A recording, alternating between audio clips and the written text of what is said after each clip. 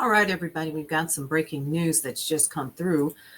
Definitely wanted to give you that information in a high stakes showdown over the looming expiration of healthcare subsidies under the Affordable Care Act, or the ACA, or Obamacare, as some people know it. House Speaker Mike Johnson of Louisiana has actually refused to commit the House to a vote on extending premium tax credits, even as a tentative Senate deal merely promises a December floor vote.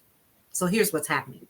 A funding deal to reopen the federal government is edging towards passage, yet it leaves the Enhanced Affordable Care Act premium tax credits literally hanging in the balance. And the Senate has actually agreed to a vote in December on extending the credits, but no guarantee of any action, just a reopen, right? Meanwhile, Speaker Johnson reportedly told CNN's Jake Tapper he is unwilling to commit to a House vote until after whatever happens in the Senate. Now, from the Associated Press, even then, House Speaker Mike Johnson hasn't agreed to a matching House vote on the issue, making the chances of an extension increasingly bleak. And the emerging deal does not extend the Affordable Care Act premium tax credits, while the agreement provides for a Senate vote in December. The House has not committed. Let me tell you why this matters, folks. The enhanced premium tax credits were actually created to lower the cost of marketplace health insurance for millions of Americans. Without extension premiums, it could more than double, which some of us have actually started seeing that already for many subsidized enrollees. And younger, healthier individuals may exit the market, driving up costs. Well, we already see that happening. And the delay and non-commitment inject major policy uncertainty ahead of the open enrollment period and as the credits expire at year end. Politically, Democrats are pushing hard, some calling the deal a betrayal of healthcare promises. Now, Mike Johnson, he actually supports a deliberative process, but stops short of guaranteeing a House vote.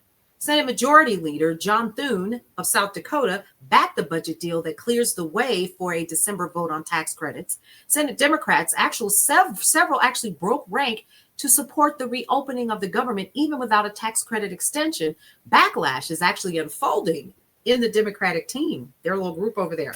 Marketplace enrollees and insurers are facing uncertainty. Premiums, plan design, and participation could all be disrupted if credits lapse.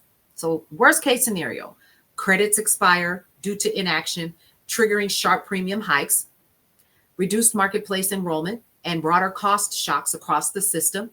Best case, Congress galvanizes around a compromise, extending the credits perhaps for maybe 1 to 2 years and stabilizing markets, but there's no assurance because, again, the GOP doesn't want to play nice. And here's the middle path. The deal to reopen the government passes, but the healthcare question stays on the back burner, producing massive uncertainty even after the shutdown ends. For the surrounding communities around the United States and for our readership at large, the bottom line is actually clear. Reopen now, healthcare later, maybe never. If the legislative architecture is reopened without securing the tax credits now, millions will still face formidable cost shocks. I can only imagine because I've seen mine. Yeah. Even if the government is technically open, from our vantage, for households relying on marketplace insurance, staying engaged and tracking coverage, plan renewals, and cost changes is critical. For small business owners and nonprofits, frame this as another budget risk, risking rising premiums equal rising labor and benefit costs. And oh my God, I don't even want to think about it. And for our editorial mission, giving voice to underreported or vulnerable communities is what we're working on right now. The potential lapse of affordable coverage warrants urgent attention right now rather than after the fact. This reactive thing is driving me up the wall. So stay tuned. We're going to be continuing to bring you updates as the House and the Senate process unfolds, especially when floor votes are scheduled and when Speaker Johnson's position crystallizes. Sounds like it already has. For more news and information that you can use, head over to brownstoneworldwide.com, Cityscape Radio, and you guessed it, Brownstone Living magazine. Go ahead and get that free digital copy today.